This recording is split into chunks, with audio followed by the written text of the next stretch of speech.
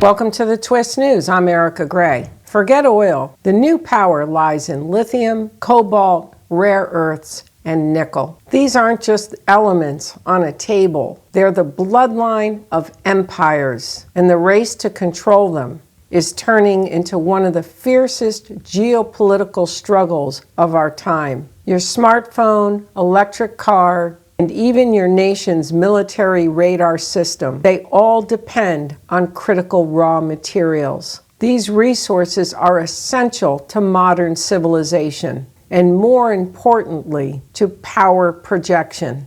And like in the days of the old empires, he who controls the resources wins. The problem is they're not evenly spread. 70% of rare earths come from China. It refines 80% of the world's cobalt. And in lithium, China is refining, exporting, and setting the terms. And this isn't an accident. It began a 30-year plan in the 1990s. And while the West offshored industry, China quietly built a monopoly. And now the EU and US are waking up to a painful truth. In addition to China, we're going to take a look at the nations that hold the most digital raw materials. Australia, Chile, and China hold lithium. The Democratic Republic of the Congo holds cobalt. Indonesia, the Philippines, and Russia, nickel. Rare earths are held by China, both mining and processing. China and Mozambique have graphite. Chile and Peru, copper. Russia and South Africa, platinum and palladium. Russia, China, and Japan, titanium. Kazakhstan, Canada, Namibia have uranium. China is the undisputed refining superpower. Russia, a top-tier supplier of metals critical to aerospace, energy, and defense. And the Western nations are now racing to localize production and secure new supply chains. And there's also other nations that are not the main suppliers, but also have critical raw materials like Ukraine and Serbia. And Washington is scrambling with the Inflation Reduction Act. Meanwhile, the EU launched its Critical Raw Materials Act, which focuses on 34 critical raw materials and 16 that it deems strategic. And it aims to reduce dependence and extract more within the EU, but more so refine and recycle within the European Union by the year 2030.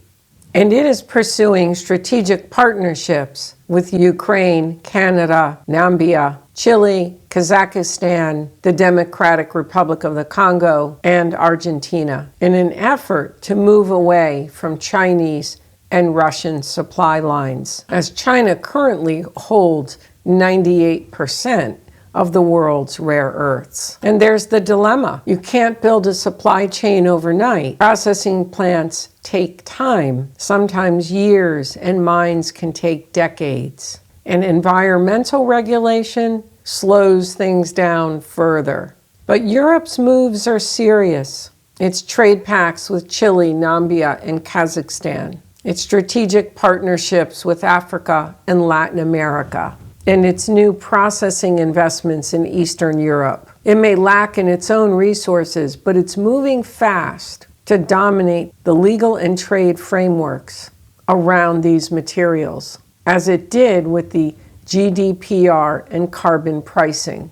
So the EU is trying to regulate what it can't control and secure long-term access through diplomacy. And then there's Africa, the African and South American front, with the DRC holding cobalt. Zambia and Zimbabwe are now lithium battlegrounds. And Chile, Argentina, and Bolivia, the so-called lithium triangle, are now in the crosshairs of every major power. China is building mines, the West is throwing developmental aid, and the empires may look different, but the resource grab is the same. As the green transition accelerates and geopolitical alliances fracture, the struggle over critical raw materials will define the next decade. Whoever controls the supply controls the future. The problem is that the biggest suppliers, the Western nations, don't get along with. So we're going to be covering on this channel the evolution of both the United States and the European Union's efforts,